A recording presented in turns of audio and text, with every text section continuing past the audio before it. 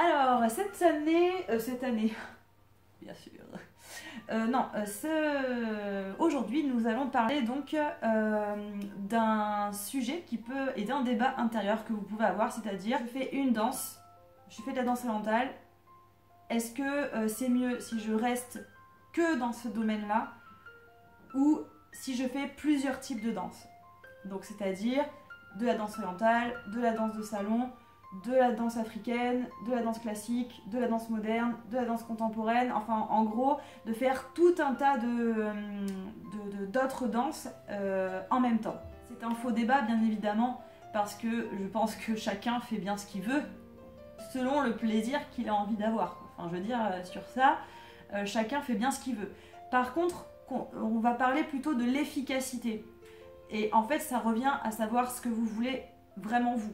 Est-ce que vous voulez plutôt vous accomplir jusqu'à aller jusqu'à vraiment l'essence même d'une danse, la technique, l'émotion, la musique, c'est-à-dire enrichir un maximum ce domaine-là et aller le plus loin possible et le mieux possible dans ce domaine-là parce que vous aimez tout simplement, ou vous voulez effectivement la même chose mais tout en faisant la même chose dans d'autres disciplines.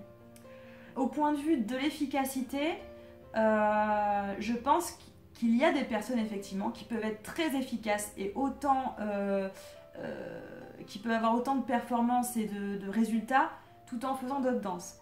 Mais dans tous les cas, malgré le fait, même si on est une machine de guerre, on sera de toute façon moins efficace dans tous ces domaines. Pourquoi? Parce que simplement c'est une question de temps et à mon sens l'efficacité dans quelque chose se détermine par le temps qu'on y passe.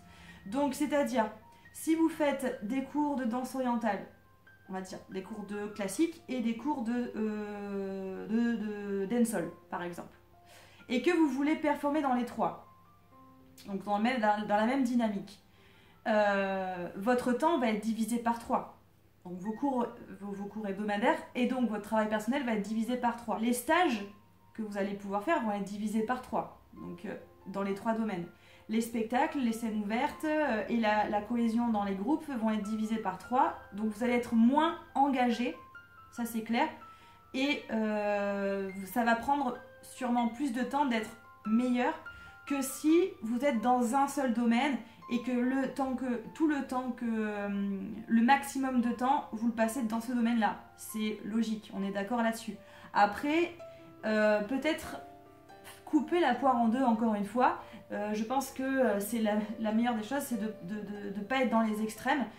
Vous êtes dans la danse orientale et pour trouver peut-être une énergie différente, pour vous inspirer, pour vous faire plaisir, vous allez prendre plusieurs stages dans l'année, mais des stages, c'est-à-dire quelque chose d'éphémère, quelque chose de ponctuel et pas quelque chose de régulier.